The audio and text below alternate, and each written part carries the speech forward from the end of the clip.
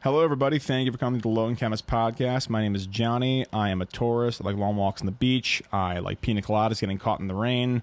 And that's pretty much all I have to say about myself. And I have a guest today. His name is Leo. Sorry. I didn't, Freudian slip there.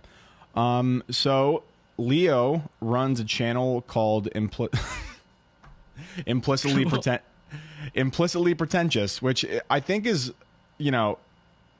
I gotta ask you, what was the foundation of that name? Like, you just like, are you like memeing on like the video essay community? Like, we're all implicitly pretentious, so you're just kind of like being self-aware about it, or what? Well, originally my username was just tired. It was supposed to be like a joke, where at the end of the video I was gonna say, "I'm not Asian, I'm just tired." And then I realized that might not be quite a good move for the long run. And then I made a couple of early video essays where I was quite arrogant in it, because I was like, I know about social theory stuff, and I like movies that like some people don't like, but I'm right because I know about these theories. And I kind of realized I was pretty pretentious, so I just named my channel Implicitly Pretentious to sort of remind myself from now on to like try and avoid that speaking the stuff. Oh, so it's not like more you're of like an inward decision than like. Got it. Yeah. So it's not like you're like commentary on the genre. Yeah, it's not like you're saying like I am like a condescending, pretentious prick, but like you're like being self-aware about like the medium of the essay, I guess, if I'm kind of reading that correctly. Yeah. Well, I mean, wait. Am I jumping in your connection? Because there's a bit of. Yeah, it's cutting in and out a little bit. There are jumps at times from your end. Yeah, it's cutting in and out a little bit. I guess I still understand the point. Do you? Hold on. We'll stop this for a second. But anyway, so as I was saying before the technical interruption, so aside from the Mimi name, I think you have some great essays in your channel. I'm a fan of what you do, and what I really like about your stuff is you have like a very simple premise upon which you set your videos. Like, the Captain America trilogy is beautiful. Like, history as an aesthetic for the X-Men. But from that very like broad premise, you're able to actually dial in a very, very nuanced opinion and outlook on the video. Like, you go into, like you said, more sociological theory and psychology and kind of the human perspective on filmmaking. So, I really like the way you kind of frame your videos, and you kind of like do the typical video essay, like flash massive text when you want a point to be kind of brought home, and I do the exact same thing, but you do it in a very creative way, where I just like will do like one tiny little question, like I'm a nerd writer ripoff or something like that, but you actually like have a poignant point to make. So just to praise you a little bit, I really like your channel, and yeah, you're doing some good stuff, man. Holy cow, thank you. And I'm shocked that you watched when you mentioned the Captain America one, was it the old one or the new one? I watched both of them, actually. Oh, okay, thank you. Because I don't like the old one at all. So that's particularly flattering that you referenced it positively. Yeah, that's me too. It's like when I look back on my old videos, like, so my first video I uploaded was American Psycho. I did like talking about sociological theory. I did basically a whole expose into why the movie is so perfect for driving home the theme of collective identity versus personal identity. And I think I made a pretty decent point in the video, but like I look at the way I made that thing and it is so cringy the way that I actually like made my point. Like, it was before I knew how to do editing and keyframing and like, more, I guess, sophisticated, for lack of a better term, editing tricks. And like the video could have been probably like 11 minutes long, but it's like 22 minutes long, so I literally had no idea how to use the programs and shit. So like I feel that like watching old videos, you like look back and you're like, ooh, fuck. Yeah, I think mine was a little bit more severe because I had the microphone point the wrong way. You like, if you have headphones, it's like my voice is really far away. Because the microphone I had like the two sensors. I had the wrong one pointing at me. What kind of microphone do you have? Do you have a Yeti? Oh, I have a Yeti now. In the past, it was the Samsung Go mic. Okay. Which was not designed for voice recording at all. It's like a portable mic that you use if you're on the go. So that was not exactly the right decision. Yeah. So I'd love to kind of hear just about how you got into, you know, the commentary or essay kind of genre in YouTube. Like, what was your kind of inspiration for getting into that? And I guess more broadly, what were your kind of inspirations for doing that? Oh, thank you. I didn't know the podcast was going to be about me. But well, yeah, like, I have a new guest. I want to like know who you are, and you're not a murderer or something like that. I want to like probe your brain a little bit, and then like we can start memeing on like movies we like or don't like or whatever. All right. Oh, thank you. Though it was very flattering though that it's about me now. Well, Nerdwriter is easily like my biggest inspiration, like massively. I think I've watched his bloody Scott Pilgrim was it Make Every Transition Count video. Yeah, it's a good one. A billion times flow. The way he jumps from like semiotics to social theory to philosophy to just simple like auteur theory so smoothly, like that, it blows my mind. So I think when I started making the video essays, it was kind of trying to sort of mimic that genre that I love so much, that sort of ability to present an idea through both a mixture of different disciplines while having like an emotional edge to it. Because I love how his videos have this real sort of the way he uses music to drive and give his videos like an emotional shape to it. Which so I think that was like the thing. It was like, oh my god, this is a real art form. This isn't just a goofy hobby side thing. It's like there's a craft to it. Yeah. So I think it was that. And then eventually I was like, when no one's watching my videos, because I got like 20 views for the longest times. So I was like, oh, I'll just write the video essays in as a means to revise for university, because I study a social science university in the UK. So I was like, oh, I'll just remember the X theorist idea. I remember Maurice Holbrook's active memory theory. And I was just like, I'll write about Black Panther and that. And it just kind of became a mechanism for me to revise well, if that makes sense. Yeah, for sure. And that was basically it. And eventually people just started watching it, which was really strange. Yeah. Like, I think we talked before the podcast, like, I had a kind of a similar thing where, I mean, number one, like, using your educational background. So I'm a graduate student in organic chemistry. I basically study, without boring you too much, I do the synthesis of organic molecules and, like, how certain molecules that are emitted through natural sources are influenced by anthropogenic pollution. So basically climate change, the molecular level is what I study. And so I brought like my educational background to the format of the video essay because obviously I don't study film in what I do, but like I've always been obsessed with film, and I take more of an analytical like point of view. Like as you see in my videos, you probably watched a couple. I do like chapters or like different premises that I segue through, and I start out with a very broad premise, but I kind of dial in on what exactly I want to talk about. And so I like the fact that you said like, you know, you used the video essays that you were making as kind of like a sister piece to exactly what you're doing in the university, because it helps you become a better writer and a better orator of your viewpoint. But also, I mean, making video essays is a great creative outlet as well. So I feel you on that one, where the educational background really kind of shapes what you do on the video essay for sure. Hello? Yeah, and I love how you study a real science. I love how you study proper science as opposed to me, because I do like media theory and like film studies type stuff. Okay. So it's kind of it's the way I write mine is a little bit kind of like an old English literature essay. Whereas like it's all about noticing specific interpretivist patterns in the story and sort of, you know, having a thesis that's shaped by noticing that sort of angle, a thread, if that makes sense. Yeah, for sure. And I feel the same way. But also, don't cut yourself short. I mean, like, I study a hard science, but I'm using my hard science to complement a softer medium. You're using a soft science, and you're allowed to elaborate your soft science skills into a more broad medium like video essays. So, don't cut yourself short, man. Don't be too self-deprecating. You definitely know what you're talking about, like, to an extent, for sure. Like, what are you talking about? Oh, thank you. Yeah, like soft science is still sciences, even if like one is more interpretive than the other. Yeah. All right. Thank you, though. Yeah.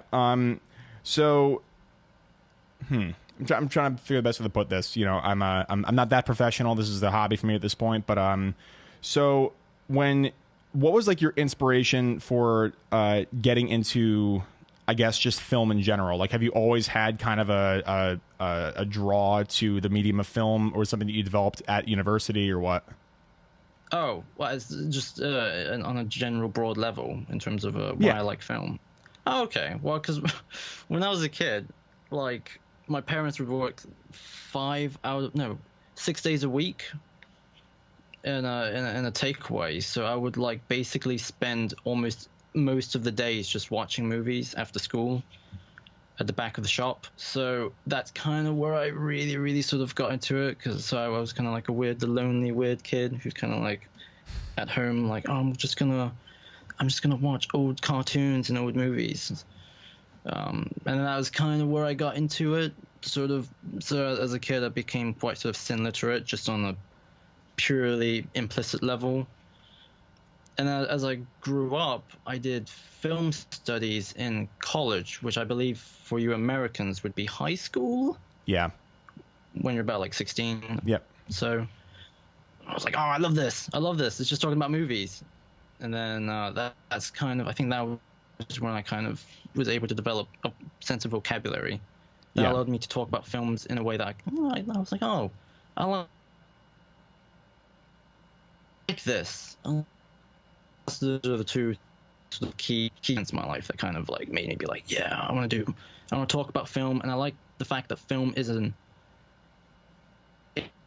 it's an art form. It's such a broad, fluid kind of, how can I put this, culture to it, where you could like, because when I did film studies, one of the films that we had to learn about was Truman Show, which is like a goofy Jim Carrey movie, and we learned about like surveillance and like the idea of like the American frontier. Kind of, we had like a bit of a historical angle to it. Yeah, and I was like, you can just look at a goofy piece of media and like really sort of look at it with a sense of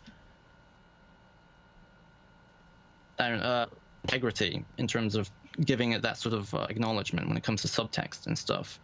So I think that those are the two things. I mean, in reference.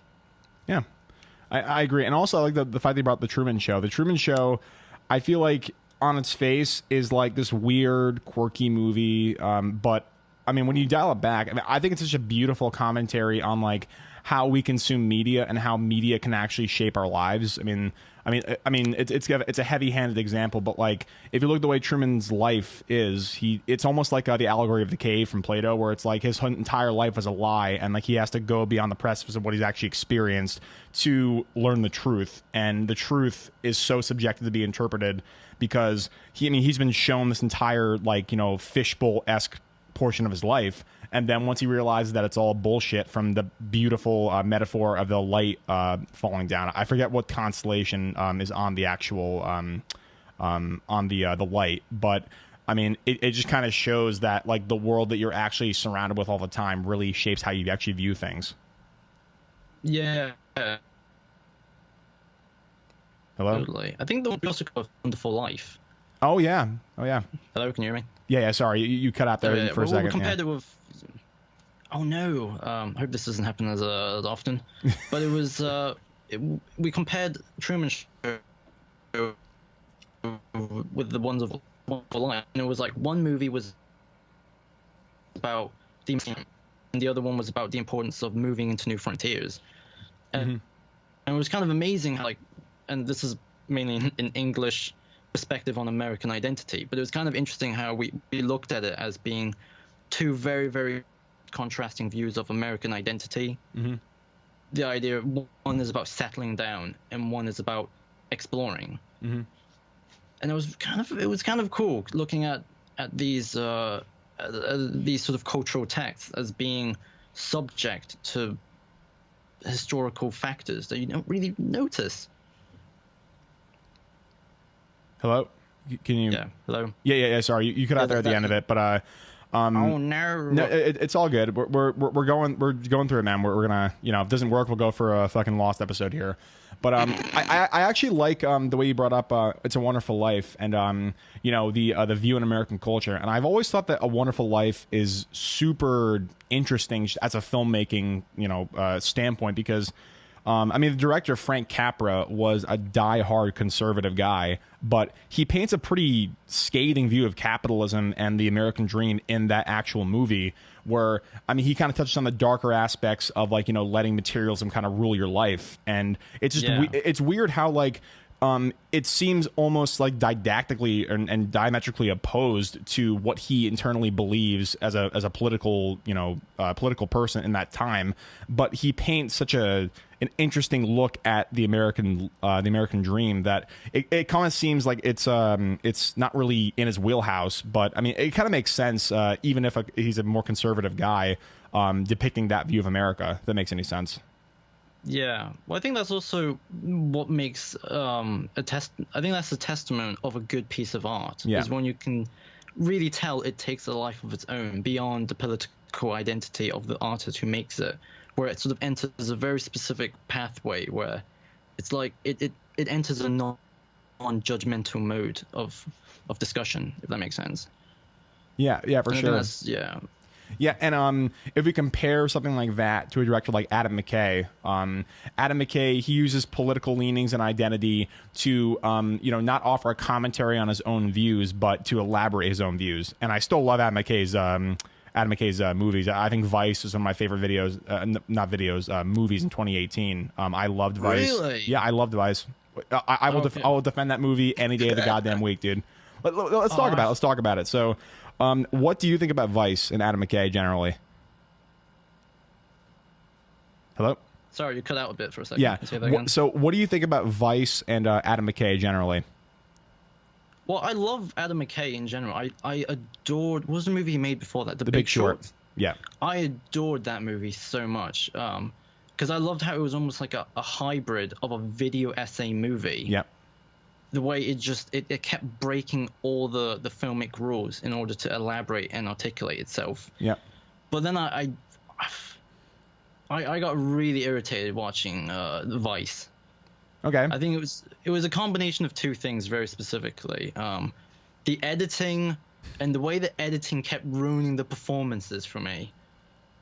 If that makes sense.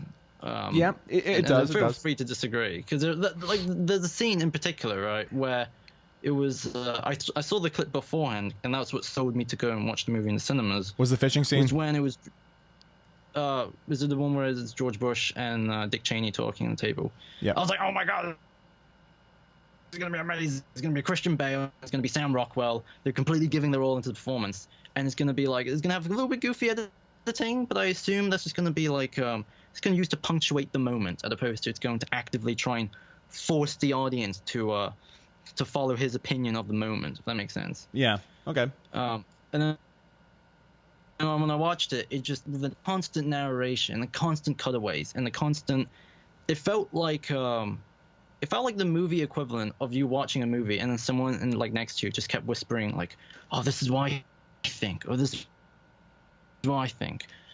And I felt like I was watching a really good movie with a real sense of personality that actively sabotaged itself because it was so aggressive with its personality.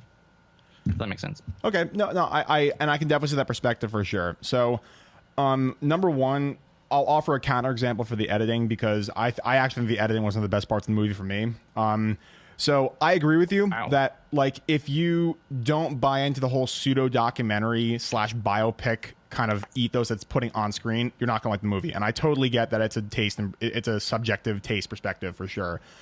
But the thing I liked about the editing was it offered a instantaneous metaphorical representation of what you're seeing on screen. Even if it does, I agree with you, fuck with some of the performances. And they do the documentary thing where in the middle of the sentence they cut to Dick Cheney drinking something while he's still talking. And he's, doing whatever while you still hear the not the narration, but the voiceover from the shot beforehand. I agree with you. It's jarring, but cutting away, for example, from the fishing scene, you wonder why he's kind of teasing this idea of, Bush giving him more of the power in the entire movie up until that point. And then when you actually see the literal representation of him fly fishing at the same time as when George Bush is eating, you're able to kind of be like, okay, he's baiting Bush into giving him what he wants, and he's kind of teasing it over time, much like a fish would when you're actually putting bait on a hook. So, but I will agree with you. sometimes it doesn't always work. But I mean, another example of the editing actually working really well is when Cheney finally gets to Washington and he's having that meeting with all of his surrogates. So if you remember correctly, the chief of staff is explaining all of the people in his administration. And instead of having a long, drawn-out scene where like, well, Senator, I hope you play ball with us in this deal, you know what I'm saying?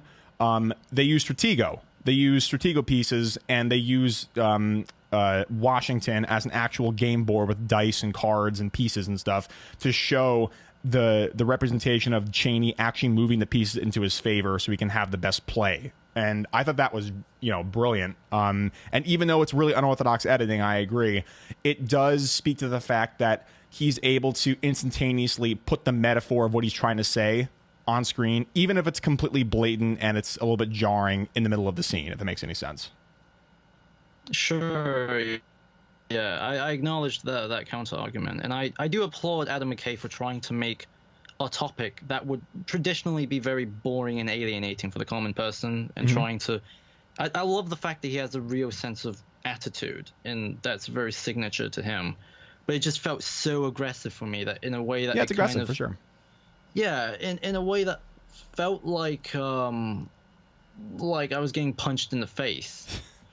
If that makes sense. Literally, because I was like, because I just wanted, ever seen the movie, I think All the Way, was it? The Bryan Cranston, Lyndon Johnson. Yeah, LBJ, yeah.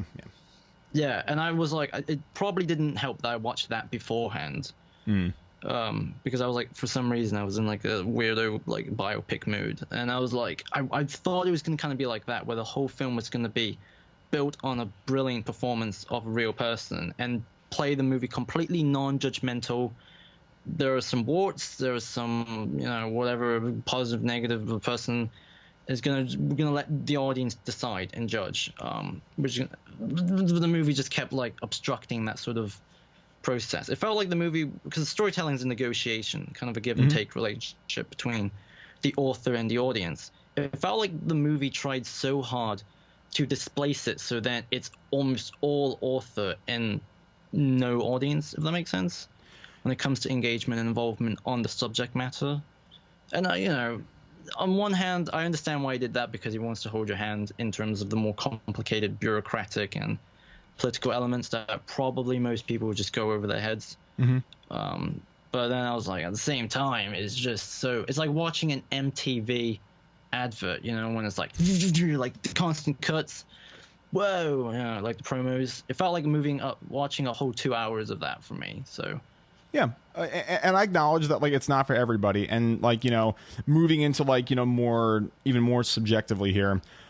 If you don't align with Adam McKay, or at least respect the viewpoint that he has and what he's trying to put on screen, regardless of how he does it, you're not going to like the movie as much as you would for somebody who's actually dialed into that. But what's interesting, though, is I've talked to a lot of people who actually are pretty disparate from Adam McKay in the political spectrum, and they thought the movie was brilliant because, they said that the movie, it doesn't feel like he's trying to shit on your point of view. It feels like it's a lively debate because it's so clearly a subjective presentation of what he believes to be the true historical viewpoints of that era, that it feels like it's a person trying to debate what you already think. And if you look at it as it's more of an interpretative film as opposed to this is exactly what happened, then I think that the movie is better viewed through that kind of lens. And they even say that in the beginning of the movie. They say, Dick Cheney is one of the most secretive men in U.S. politics. There's 3 books written about him, but, we did our fucking best, to try and, put the shit on screen. And, even if, a lot of things in the film actually happened as presented, the whole thing with Colin Powell testifying before the United States Congress, the whole thing with, selling the idea of enhanced interrogation, the focus groups of Americans to actually put forth a premise that people could actually buy into in terms of media digestion. I agree with you. It is a blatant, not sit in the fence film. He has a viewpoint, even if a lot of it is factually based, it is still a viewpoint. And he can present it as he sees fit, and he's allowed to do that. He's a filmmaker, he's taste, and he's subjective opinion. But the film, I feel gets a bad rap because it is so unorthodox and it is so jarring that people kind of they kind of get lost in the forest among the trees. I mean, if that makes any sense. And I just And I'll be the first to say, I don't think the movie's perfect at all. It has many flaws. For example, I think some of the sequencing, even though it does work towards past the first quarter of the movie, the sequencing is a bit jarring. Like, we start in 63, then we go further to 9/11, then we have the narration title card, kind of video essay intro. Then we have, you know, we go further past 9/11, then we go back to 63, and then we should start the movie at 9/11, and then we should go more or less linearly from the time he's a kind of a drunk and, you know, like a, you know, populist kind of guy, like in the Midwest. And then we see how we get there. And then at that point, then we can start going to, like, you know, linear future and past and all that. But I agree with you. There are some elements of the film that are absolutely, you know, worthy of criticism for sure. But for me, for what the film was trying to be and what it was supposed to be, I thought the movie was great. Yeah, Sure. I mean, that's really, yeah. I think I would be way more forgiving towards it if it wasn't for Christian Bale's performance, because I want to see, like, I want to see more of him as without any sort of editing obstructing what he's doing. Yeah, sure. If they just got like some other dude, just get like Will Ferrell and put him in a fat suit or something, just, you know what I mean, like someone who doesn't like capture the moment in a way where like you're really invested and you just want to see just see him do his craft, his acting craft. Yeah. I think I would be way more forgiving because I was actively just being like, I just want to see him. I just want to see a long. How would just give him like a 10-minute uncut scene where it's just him being Dick Cheney, and we can just sort of let it. You know, he will do his acting craft, and we can judge him on the merits of that, if that makes sense. Yeah, for sure. You want to see the actor play as opposed to being guided through the plot by the editor. Like, it sounds like what you're saying. Yeah, exactly. That's exactly what I'm trying to say. Yes. Yeah, and I agree with you. Like, you know, again, this is absolutely Adam McKay's style laid bare. If you don't like his style, you won't like the movie. Yeah. If you like the style, you like the movie. Like, that's just the way it is. But like, I don't know. Like, I just thought it was a brilliant take on that kind of film because, I mean, not many people are making films the way Adam McKay makes them, and I'm just really. If you saw my video essay, quick plug, I came across this interview with Quentin Tarantino on the Yellow King Filmboy channel, and he said, like, people always ask me who the most exciting directors are, and I started thinking about, like, you know, what does that mean to be exciting? And Tarantino says it's a director that you see their work and they've made great stuff, but you feel like they still have more to give and they have their best work in front of them. And I truly think that regardless of like what you think about Vice or his style, I think that Adam McKay really has a lot to say regarding film. And I think he's just a really, really exciting director to watch. And I just can't wait to see what he does. Oh, I absolutely agree. And I felt like Vice, as much as I didn't really enjoy it, it felt like an experiment, an editing experiment. Exactly. In terms of playing with tone. And it felt like The Big Short was him taking one step in a direction and then towards a realizing style, I mean. And Vice was him just like running as far as he can to see as how nuts he can be. And there were bits where I really enjoyed it for that. It's particularly like the fake ending. Yeah. I was like, oh my god, I didn't think you would try and attempt something that outrageously like unserious in a movie about serious things with serious performances. Yeah. I was like, that's fun, that kind of weird synthesis of tones. And then but I agree in the sense that I'm excited for what he does next, because I feel like he needs to find either a soft spot, not soft spot, like the right spot. I mean, like, yeah, to compromise his style versus what actually happens, like in the historical interpretation of what happens. Yeah, or maybe even go even further and then just like, you know, just go so nuts that even I'll have to like it, you know, or it makes sense. Like a history revisionism, like fucking Tarantino changing the ending of World War II or the Manson murders.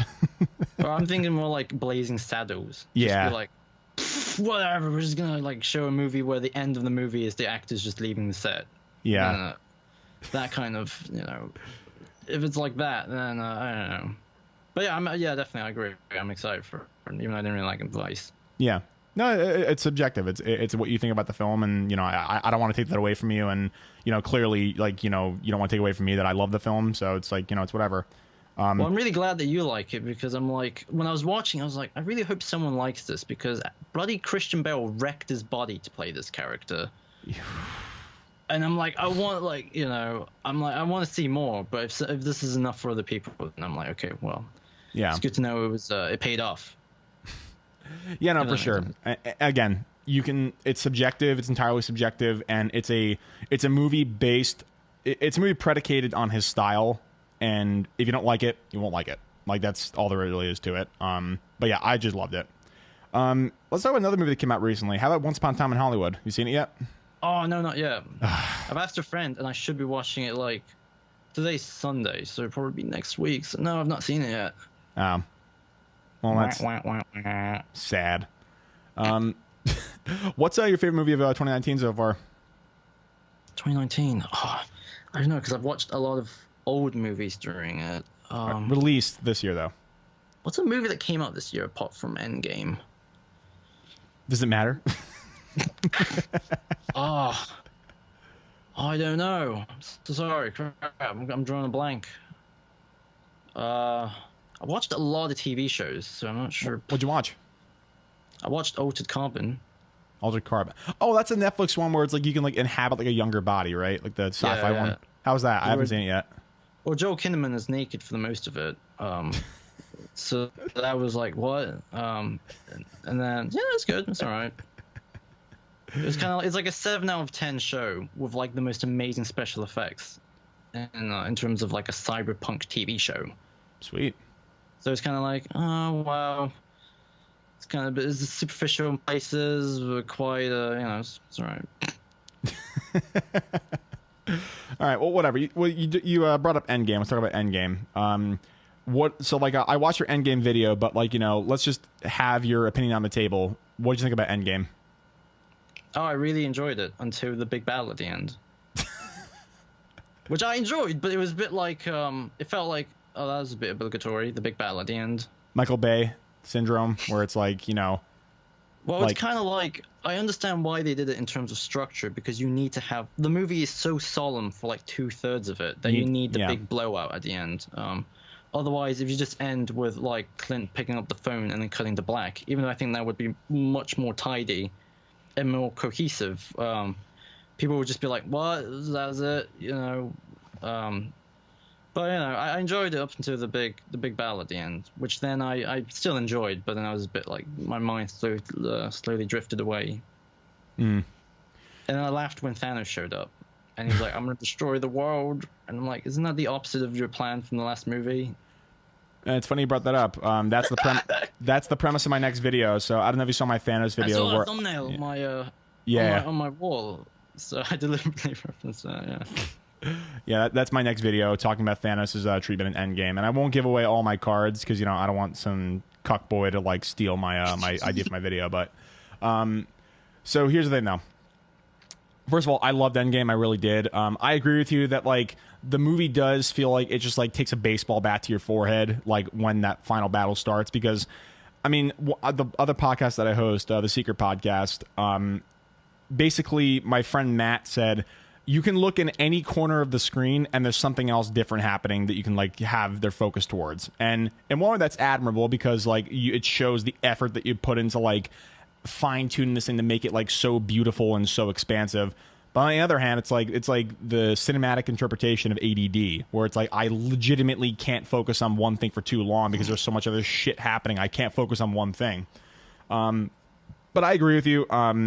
That final battle, it almost feels like stakeless because it's clearly just like it's the obligatory okay, and then we have to fight the final battle and the resolution and all that shit, and like the tying up of the inciting incident. I agree with you. But I mean, I love the movie. I thought that if you look at the screenplay, like I can't even ascertain how long it must have taken to write that screenplay, because like every line is either a callback or a tie-up of a certain character's arc. Like, I mean, for example, one of the first lines that Tony Stark says in the movie is, hey, Mrs. Potts, I don't want you to put this on your social media page like when you see this. But in the first Iron Man, that's one of the first lines he says, like when he's getting the picture taken of him in the Humvee, where he's like, hey, don't put this on your Facebook page. Like, little shit like that. It's like I legitimately am like stunned about like, like how concise yet expansive that script is, even though it does kind of lose its stakes towards the end of the movie. I think that the fact that like we got a film that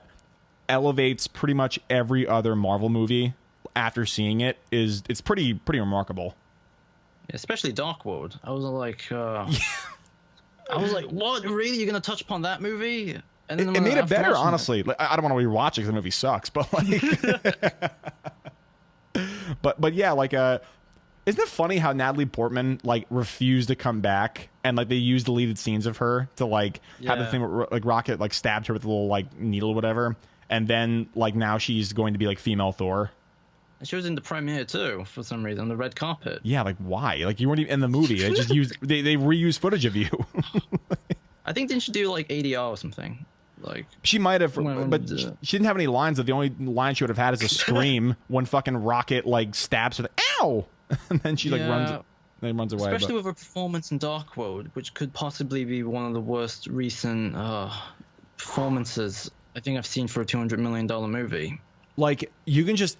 It's almost like the thing with Jennifer Lawrence as Mystique in X-Men Apocalypse. You can tell the actor just did not give a flying fuck. Like, was just like, what are you doing here? Are you sure? I'm like, bitch, you're getting paid $100 million. At least you got to, like, make it seem like you give a shit. You can't, like, just, like, go on autopilot. I think I forgive Jennifer Lawrence, a little bit more just because I'm like, well, you gotta do the blue makeup. Granted, by like bloody X-Men Dark Phoenix, it was just like the face. I think she even had to put the body suit on. So I'm like, all right, well. Hey, listen, motherfucker. If you're getting paid tens of millions of dollars to do a goddamn movie, like sit in the goddamn chair and put the makeup on. Like that's just that's your craft. Like just fucking do it. Yeah, I think bloody Natalie Portman's performance was even worse than Jennifer Lawrence's, though. Yeah. Because she has to play amazed when she's in Asgard, as opposed to just normal. It's like, whoa, look, it's Asgard. And she's just clearly looking at a green screen and is not remotely trying to exert any level of immersion or imagination. Yeah. Although it could be because of Alan Taylor as director, though. I mean, yeah, that's true. I forgot he did that movie. Damn. The guy who did Terminator Genesis. Genesis, you mean? Not Genesis. Genesis. I saw that this year, actually. Why? Because I was like, oh, new Terminator movie. I've not seen Genesis yet. And I bought the Blu-ray. Oh, you bought it? Oh, no. £7. And I was like, I'm going to watch this on my TV. And I'm going to just like, oh my God. Like, even I assume it's got Emilia Clarke in it. It's got, well, I don't like Jai Courtney, but you know, I'm gonna explosions, time travel, familiar plots. This is gonna be at least a nice celebration. And then I think by the end of the movie, I wanted to shoot my brains out because it was sucks. If I felt like I got a stab in my brain, felt. It was just so relentless. Every 5 seconds, there was an explosion. It felt like watching a fan film, basically. Yeah, exactly. Like, and this is my biggest trigger. Like, okay, I get it with like, you know, Marvel. It's like since 2008, they have had like a steady track of like putting out movies to encompass an entire arc of cinema, right? With these new movies that are just like touching on old franchises, I don't understand why you can't just let the thing die. And like, I get it, money, that's the fucking answer to everything, but like, just like, no one was pounding on the door and begging for a Terminator, like, you know, modern update. Like the movie, like even after Dawn of the Machines, which I fucking hated, but at least that tied up the entire arc of like what they were doing with all of the stuff with Judgment Day and the original movie. Like, just let the fucking thing die. Just let it die. Like Terminator Salvation, no one saw it and no one needed to see it. Like the thing with these box office blockbusters, like a lot of them don't really make that much money. But it's not because the movie sucked. It's because it's based on a premise that no one gives a fuck about. Like yeah. Just let the franchise die. Like Avatar, for example. I have no idea why they're making fucking like 5 or 6 movies after this, and I doubt they're going to be made because, I mean, Cameron said that Avatar 2 would be released in 2015, and it's about 5 years later. So did he say that? Oh my God. Yeah, he originally said 2015, and then he said no, we're going to lay it back to 2017 when they were still writing the scripts for the other preceding movies or the other subsequent movies, and now he's saying 2020. but we haven't gotten single set photo, haven't gotten a single anything from that movie. And also his theme or his standpoint to make the movies was to film almost like the Lord of the Rings, where like he was going to film them all at the same time, like intermittently. Like you can't do that. Like you were telling an original story that no one has seen for over 10 years and no one gives a fuck about, and you're going to film them all at the exact same time. Like someone's like, you know, you have this rich source material to adapt. No, like I'm not going to see that shit. Maybe he's got I trust Jim though, because I feel like he's got a card up his sleeve somewhere. Either it's do you ever see like Spy Kids 4 when they had like the scratch and sniff cards? Yes, I've seen He's that. gonna do something like that. I think he's gonna be like, okay, 3D was the selling point for like the scratch and sniff cards, and we're gonna like it's gonna be the most amazing. Or like he'll come up with a completely, because he's like a billionaire now, right? Isn't he? Yeah. Oh yeah, for sure. Yeah. He's probably going to be like, I've invented a new technology that no one knows about. We're going to be like, you're going to enter the room and like a gas chamber is just going to pump gases, and you're going to be like, oh wow, they go to a swamp planet, and you smell just swamp smells in the cinema. I don't want to smell. I don't want to smell fucking BO when I see a movie. God damn! Like I don't know what. I trust him though. I think he's gonna. I mean, well, that's just me being optimistic. Because he did also say Terminator Genesis was amazing, didn't he? Yeah, and like that infamous promo. Yeah, producer James Cameron. I'm like, I guarantee he did not have a fucking thing to do with that movie. Like, he probably like saw a couple scenes and he went to like a set visit and he's like, "Cool, make your movie. See you later." I think he was friends with the people at Skydance. Was it the people who owned the Terminator thing? So like. And then, like, when this movie fails, because I know it will, they're going to be like, hey, just get the rights back. You take it. We're friends, right? I'm not going to, you know, burn that bridge. Because I think that's immediately what happened. They were like, they gave him the rights before it even expired, after Genesis. Yeah. I don't know, man. Imploded. I really hope that, like, I don't know, like you said, James Cameron is like one of my favorite directors in terms of like big, you know, blockbuster action movies. Like, I mean, I will hold that Aliens is one of the best movies ever made in terms of just like what he did narratively with a massive budget and beautiful special effects. Like that's one of the most groundbreaking movies ever made. But like with Avatar, like, I mean, if you look at that movie from a third party perspective, it's Dances with Wolves meets Smurfs.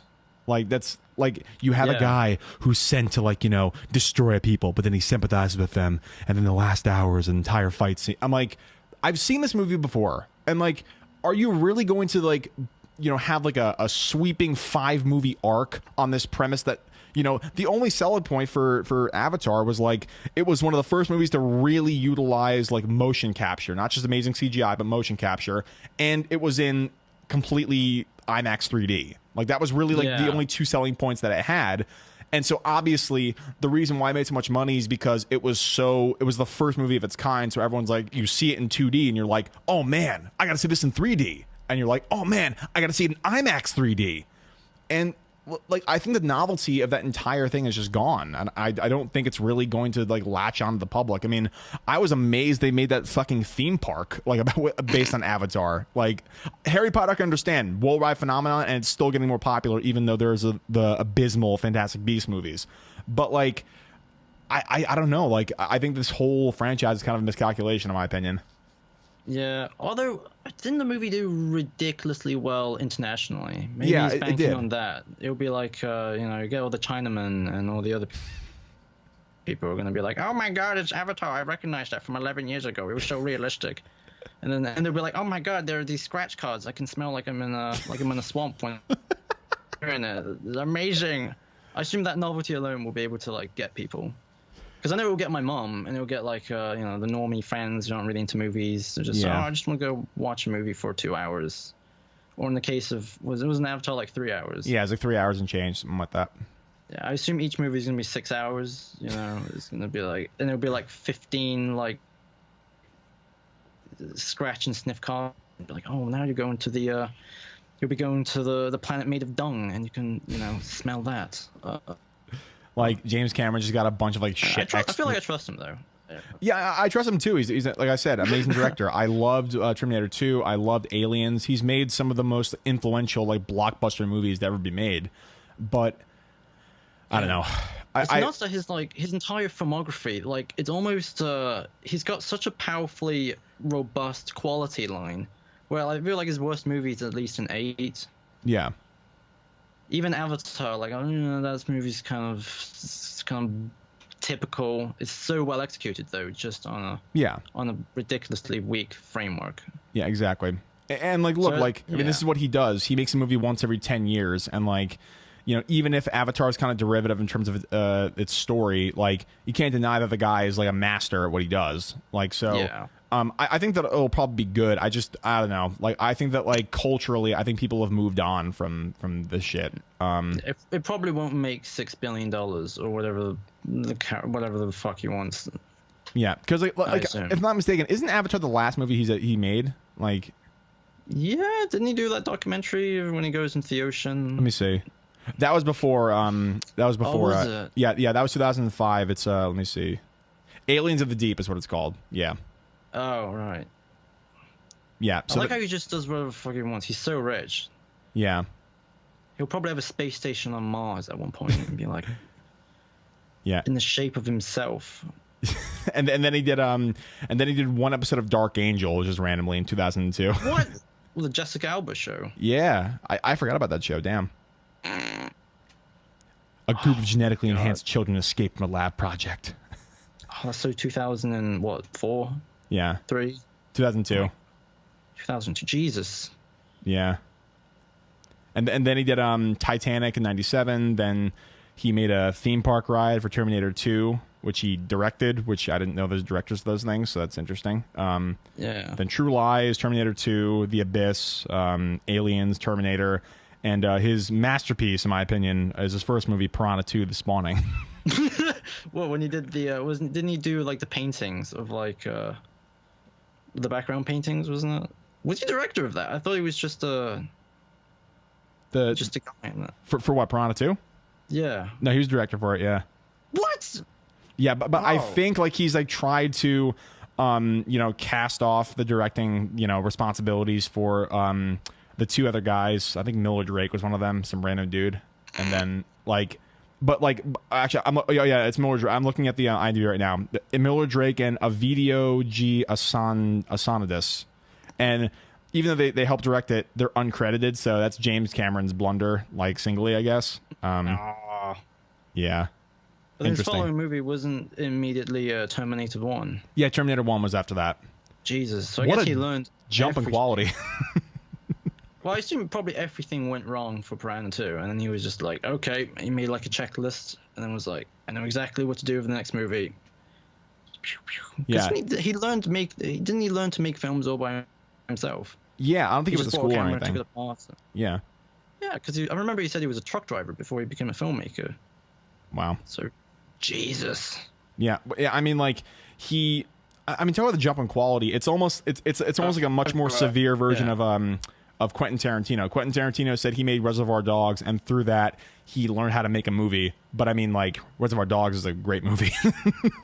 Yeah. I think it's just natural creative instincts and talented people, isn't it? Yeah. Some people don't have it, some people just don't. Yeah. But I'm excited for Avatar too. I'm hoping to see some blue people defending a tree for 5 more times. Maybe they'll escalate it. Maybe they're going to blow up the planet. Maybe there'll be green people to fight. The blue people have to fight the humans and also some green tentacle people or some shit. Who knows? Oh, yeah. Well, we've been in the air. Now we can be in the ocean. Yo. We can world build it and make toys. That's the most important thing, isn't it? To sell toys. What are you, Avi Arad, dude? Wish I could do his accent, but oh my god. Maybe Avi Arad should produce the Avatar movies. He'll know how to make a good profit out of it. He'll just put Spider-Man symbiotes in it and try and sell toys of that, like symbiotes. Just change the color. Make it like dark blue or something. Oh my god. Perfect. Speaking of Avi Arad, like and those properties, Venom 2 has a lot of like talented people associated with it. Have you seen this shit? I've only seen the news that Andy Serkis is directing it, right? Andy Serkis is directing it, but the cinematographer, I forget what his claim to fame was. Let me see. It's not Roger Deakins, is it? No, it's not Roger Deakins, which that would be crazy if it was Roger Deakins. Can you imagine? Okay, Academy Award-winning cinematographer Robert Richardson from Shutter Island and Django Unchained has joined Andy Serkis in Venom 2. What? Like Okay. they have a cinematographer that worked with Scorsese and Tarantino, and he's going to join Andy Serkis, who actually is a pretty underrated director in my opinion. I don't know if you've seen the Jungle Book thing he did. No, I've seen the reviews. It's really like, whoa.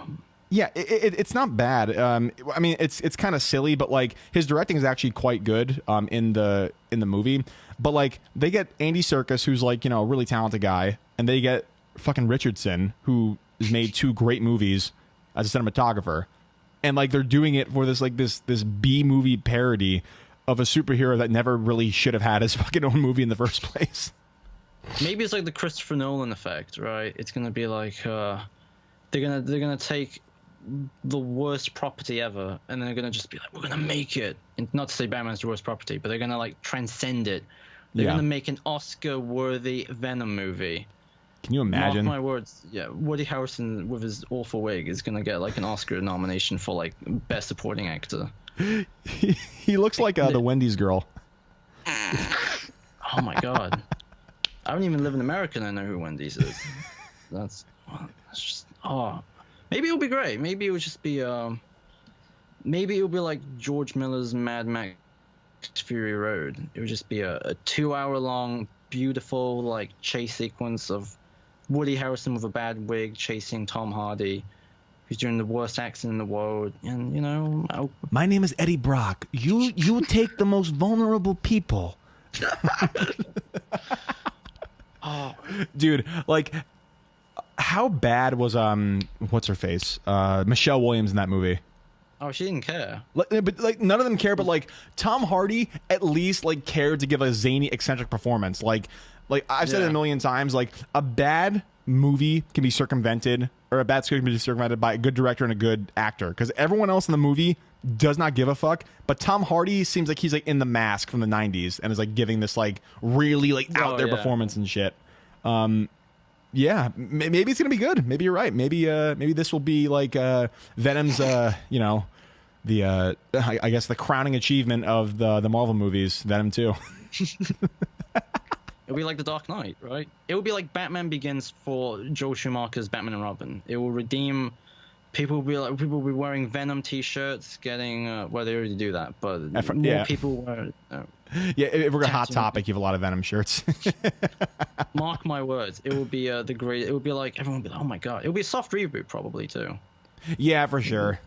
Like, see, like this is what I don't understand. Like, why not reference the fact that he moved from New York like more explicitly in that movie? Like, because like in. And you know, I don't know if you know High Top Films. He's a YouTuber that does like comic book kind of stuff. Yeah. So he had an idea for Venom 2 that was actually really, really good. He said that it's like, you know, Venom comes to him, and then like, you know, he hears about Carnage and shit after like he like, you know, gets hurt or something, like a little like offspring buds off of him, and then like he's like, Eddie, you know, you weren't my first or whatever, and have it be like a total parody of a romantic movie. And then, like, the whole breakup and reconciliation is framed with, like, trying to go after Carnage and stuff. Like, that would be really funny. I just hope they don't play it dead-ass serious because, like, I don't know. I don't know what's going to happen in this movie. I'm just curious. If it was dead-on serious. If they made it, like, a proper dry black comedy where it's just, you've got someone biting people's heads and it's completely serious. But because it's so serious, you can't help but to laugh. Yeah. Into that sort of whatchamacallit, burn after reading kind of effect. I love that movie though. I love that movie. Or I would say maybe make it like almost like a Lovecraftian horror. Wait, say it again? Make it like a hint at another one. Make it kind of like a Lovecraftian horror. I think that would probably be the other extreme that would work, where it's like where you just keep hinting at something bigger and you never really see it. Oh, does that make sense? Actually, yeah. Like a psychological thing where maybe like it'll be all inside the perspective of Eddie Brock's mind, and then as the movie progresses, he'll see a glimpse more and more of like the symbiote civilization, kind of like Prometheus, kind of like Yeah, sure. I think that could work. It's a horrible foundation to build on tonally, but Yeah. I don't even know. It's kind of doomed to begin with, I guess. Yeah, it is. But I mean, like, maybe the script is good. I mean, they have two really talented filmmakers working on it. Like, you know, they have Woody Harrelson, who, I mean, he had a meme post-credit scene, but like, I mean, look at True Detective season 1. Like, he killed that movie. Conflicted character, really fucked up. Like, maybe it's gonna be good. Who knows? Maybe he'll put in the excellent performance he did from 2012. You know, when it gets you know, because his performance in that was amazing when he got consumed by the volcano. It really made me cry.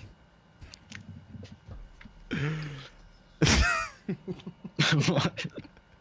Yeah, I don't know. Let's just hope that this movie turns out okay, because like, I mean, actually, on one hand, I hope it's good.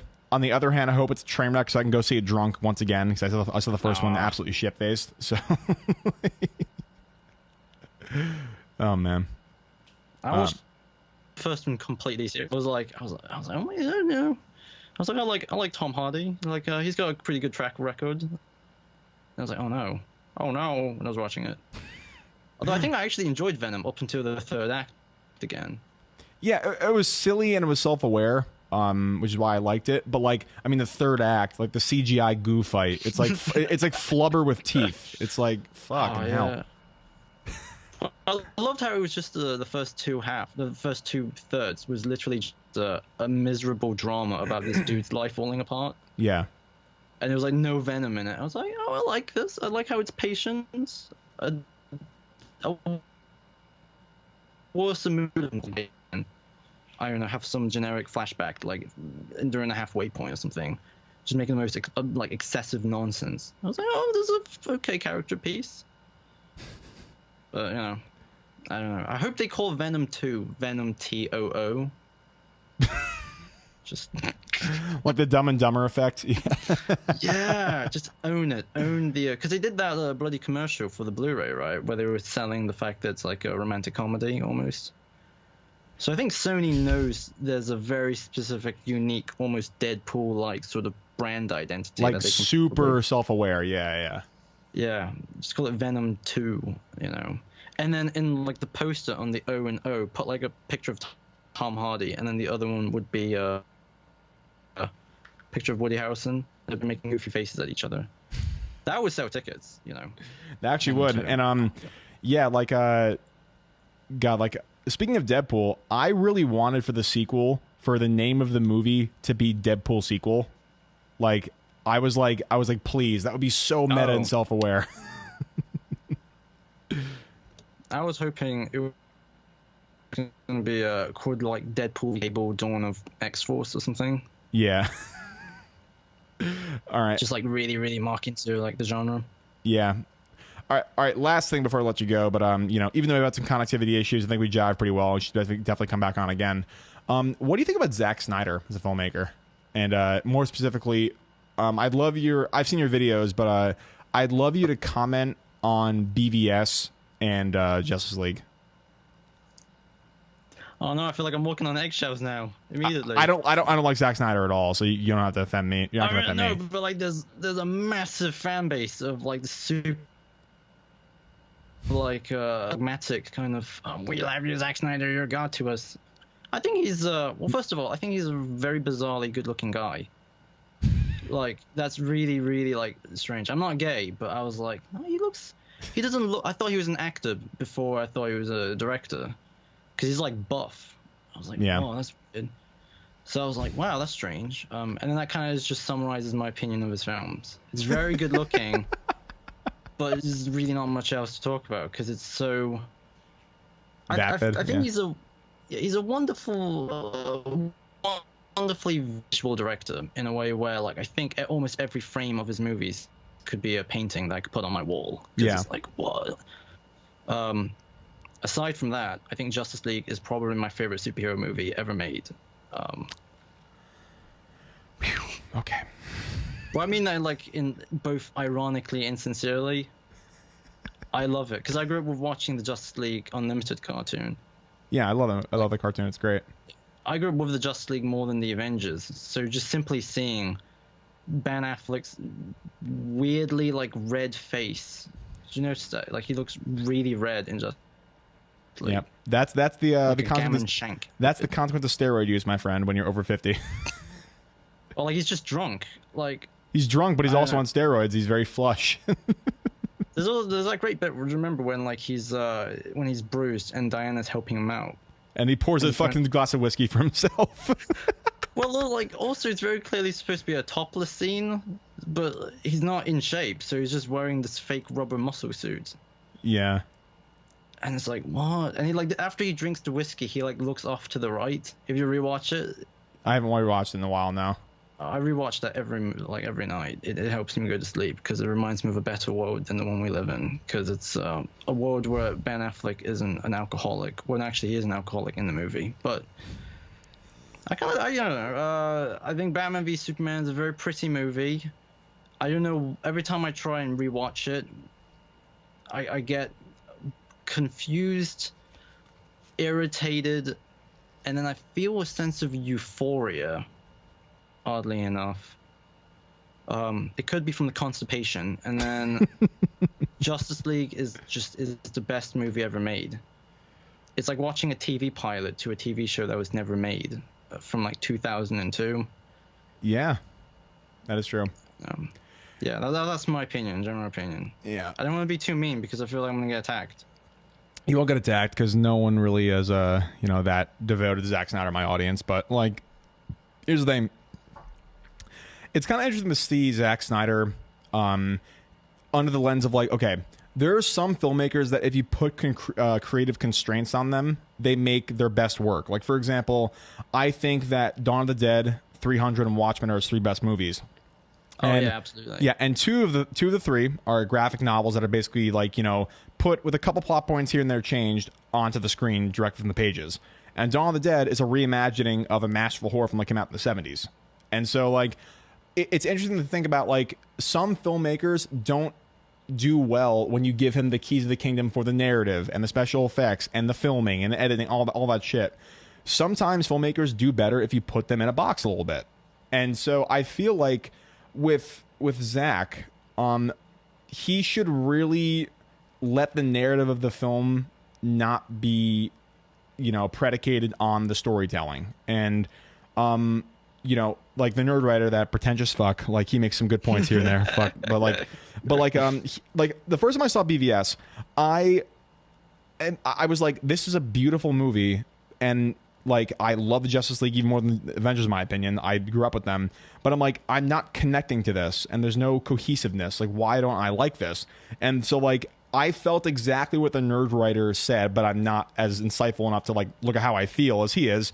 He said that, like, the movie is strung together by a bunch of iconic instants and moments, and you lose sight of the forest for the trees.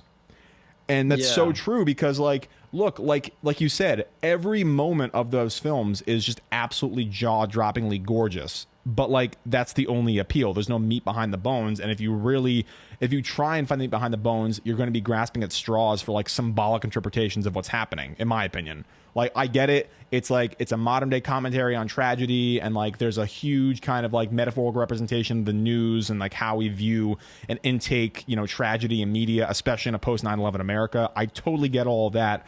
But the movie just feels like there's no soul to it, and there's nothing deeper it's really trying to say in a profound way. There are those little, like, those glimpses of pretenses that Zack Snyder has, and then the fact that he is so not willing to take criticism from his movies, like that SnyderCon thing he did. It just makes it. Oh my god! Like, first of all, if he organized that by himself, like, you're gonna see the director's cut of all my movies in the same day. How arrogant do you really have to be to do something like that? I'm genuinely curious, because like even Tarantino, he would not do that. We're like, it's Tarantino Fest. You're gonna watch all my movies back to back.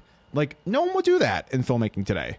And yeah, I just feel like it's memey. Free pass for the con though, because it wasn't that was a year. He could still be recovering after his daughter commits suicide. True. So I'm not talking about the personal tragedy. That's obviously a horrifying thing. Yeah. Like I'm actually speaking more like on the side of like before BVS, like because okay, yeah. because like think about it, like he does beautifully encompassing, comprehensive visual effects, and he does beautiful staging of characters and different set pieces and stuff. But I just don't think that lends well to a cinematic universe where you're trying to tell an overall story. If it's completely self-contained, like, you know, Dawn of the Dead, Watchmen 300, then I think he does great. But to have the foresight to set things up in a way where like the arc is you know, justified over a bunch of movies, I don't think he does very well, in my opinion.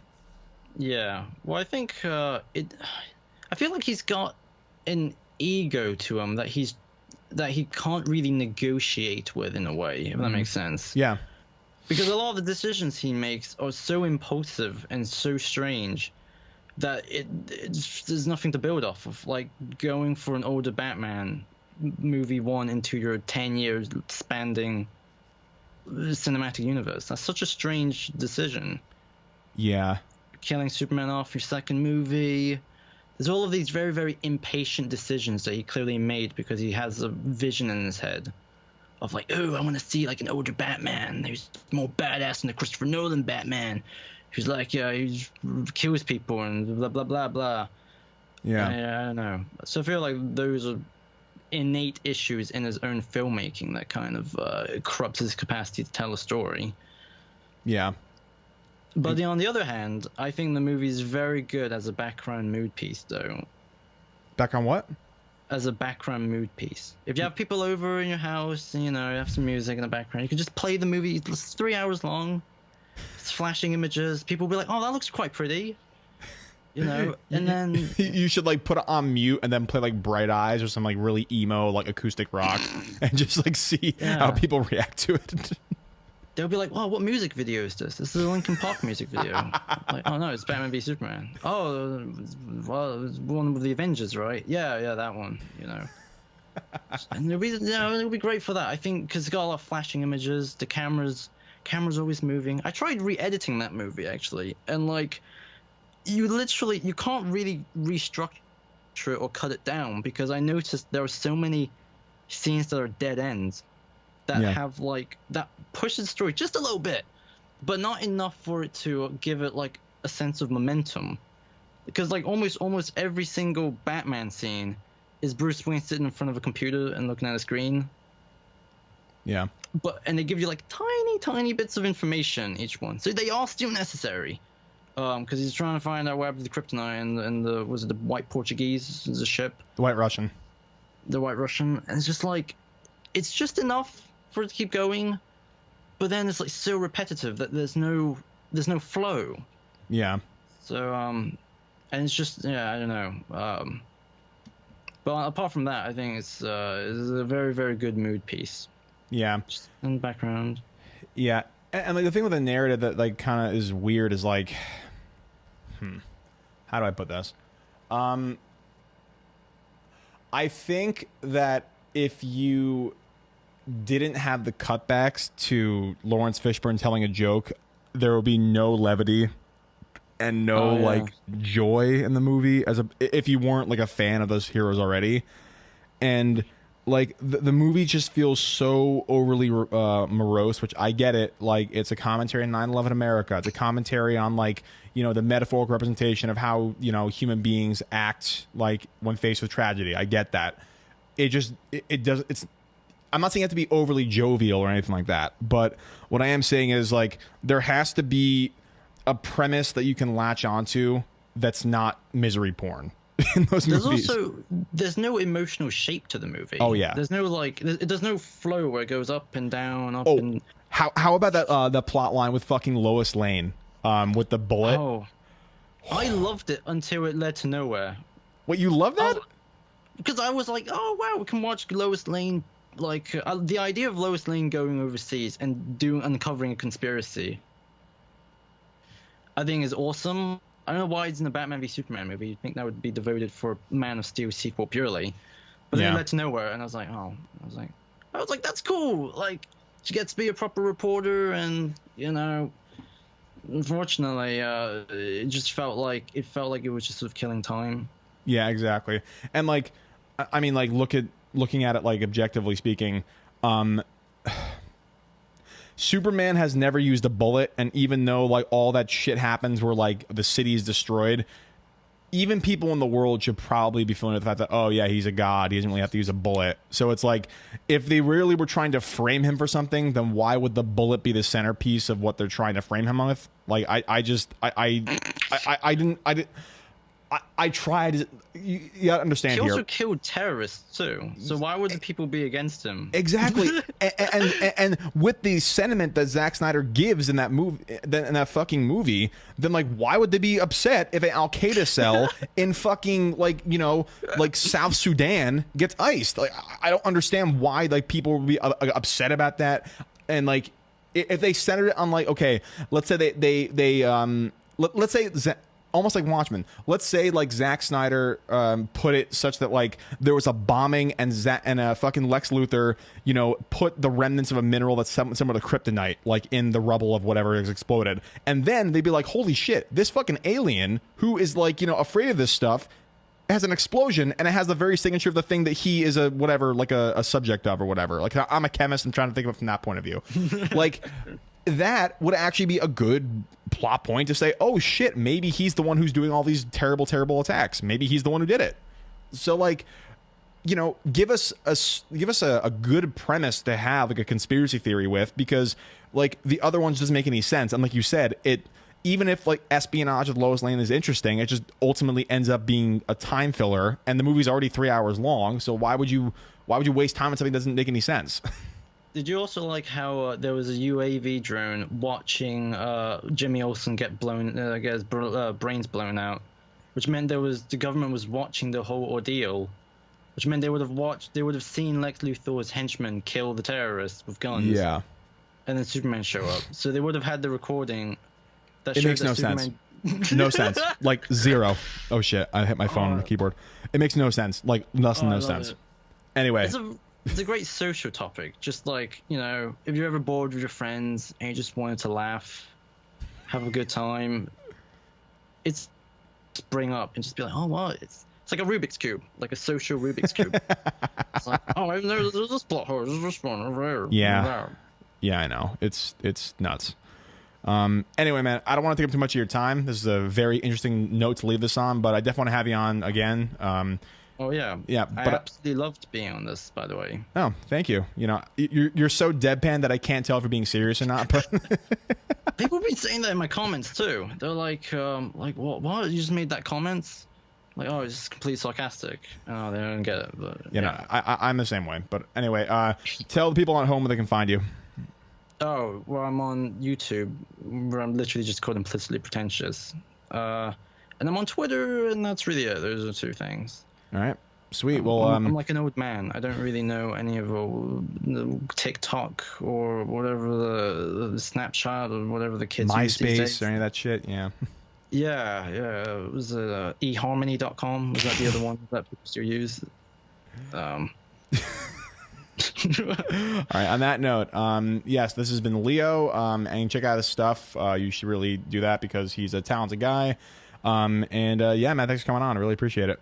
Thank you so much for having me. Peace. Okay. Bye.